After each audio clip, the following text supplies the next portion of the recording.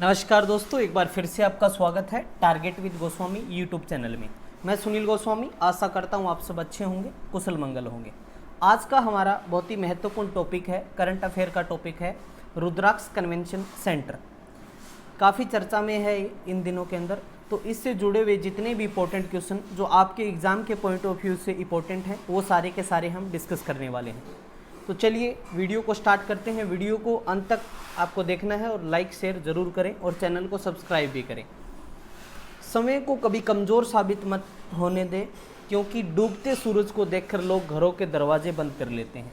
तो ये आपके माइंड में, आपके जहन में होना चाहिए कि आप लोगों की बातों से ज़्यादा डीमोटिवेट ना हो। ठीक है, ऑलवेज जो आपका टारगेट है उसी दिशा में बढ़ते रहें, सफलता आपको निश्चित मिलेगी।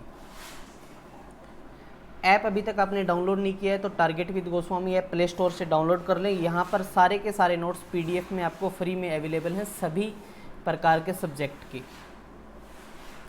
तो काशी का रुद्राक्ष कन्वेंशन सेंटर के बारे में हम पढ़ने वाले हैं। काफ़ी चर्चा के अंदर हैं, क्योंकि हाल ही में प्रधानमंत्री नरेंद्र मोदी वहाँ पर गए उद्घाटन के लिए, तो न्यूज़ में छाया हुआ टॉपिक है।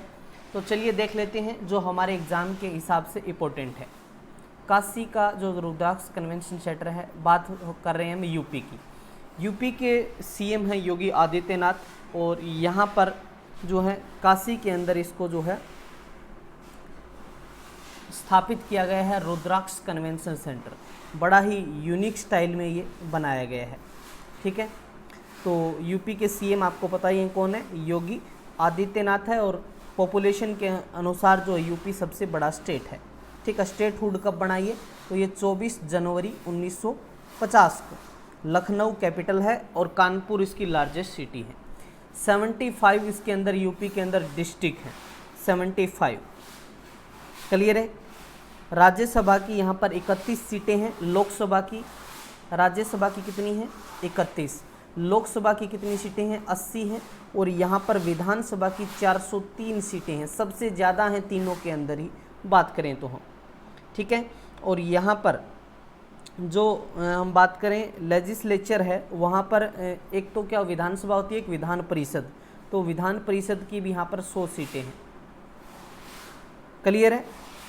इसका एरिया कितना है, एरिया पूछ ले, 2,40,928 वर्ग किलोमीटर एरिया है। ठीक है, सबसे बड़ा तो राजस्थान है, लेकिन इसका भी एरिया काफ़ी है।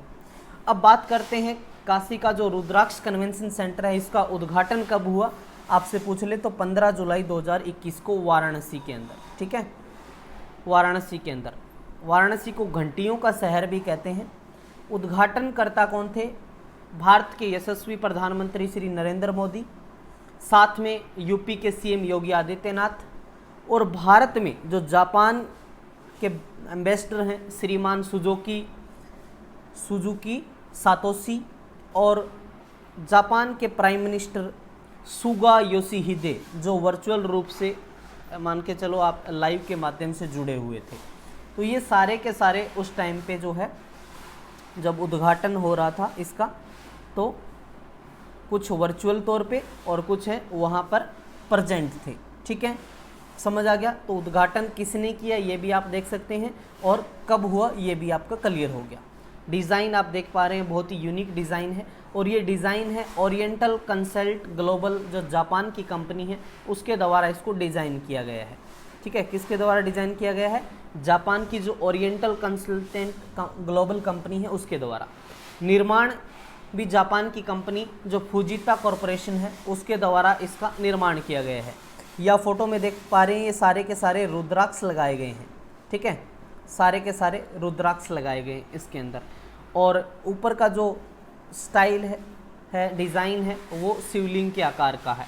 ठीक है, अब बात करते हैं इस पे कितना खर्चा है। तो 186 करोड़ की लागत से ये जो है रुद्राक्ष कन्वेंशन सेंटर बनाया गया है। कितनी लागत आई है, कॉस्ट कितनी, 186 करोड़। तो आपसे पूछा जा सकता है कि जो रुद्राक्ष कन्वेंशन सेंटर बनाया है इसकी लागत कितनी है, तो 186 करोड़। 2015 में जब जापान के पीएम शिंजो अबे भारत की यात्रा पे आए थे, तो उन्होंने 2 महत्वपूर्ण जो घोषणा की थी, एक तो बुलेट ट्रेन की और दूसरी इस रुद्राक्ष कन्वेंशन सेंटर की।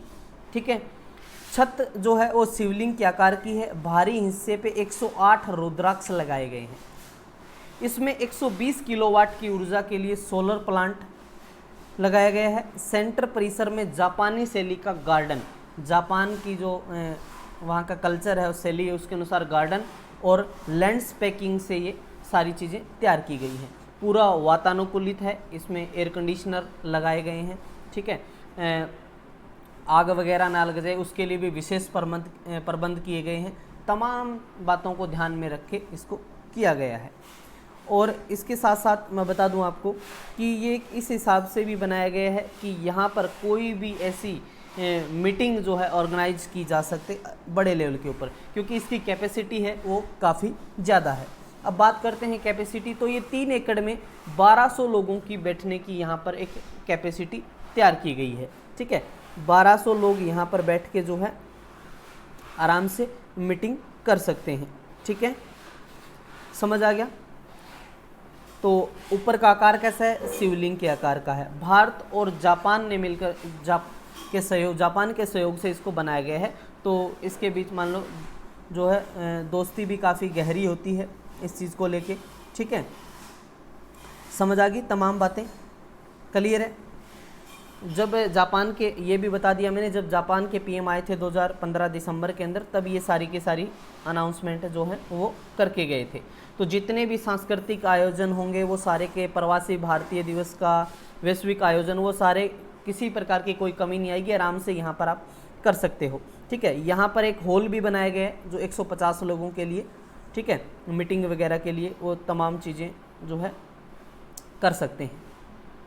समझ आ गया। तो ये था एक छोटा सा इंपॉर्टेंट टॉपिक, यहाँ से क्वेश्चन जो बन सकते हैं वो मैंने डिस्कस किए हैं। तो वीडियो पसंद आए तो लाइक शेयर ज़रूर करें और चैनल को भी सब्सक्राइब कर लें। इंस्टा पे फॉलो कर लें, टेलीग्राम से भी आप जुड़ सकते हैं, ठीक है, @target with Goswami। तो मिलते हैं नेक्स्ट वीडियो के साथ, तब तक के लिए धन्यवाद। जय हिंद, जय भारत।